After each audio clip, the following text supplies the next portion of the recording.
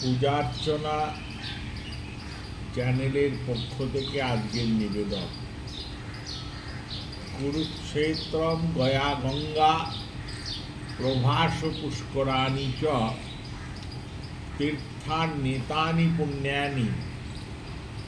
যে মন্ত্রটি আছে এখানে এগুলো বিরহস্থল বলা হয়, বিরহস্থলী বলা হয়।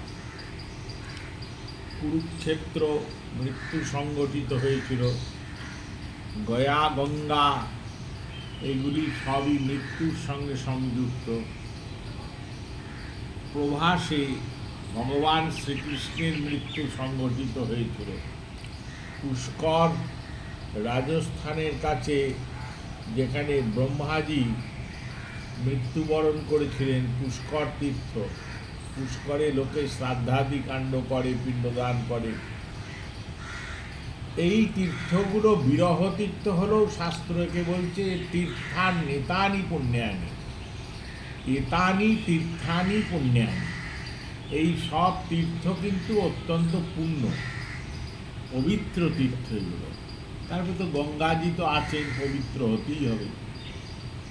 এই তীর্থগুলো কিন্তু নামগুলো পূর্ণ হওয়া সত্ত্বেও একটা নির্দেশ আছে স্মৃতি।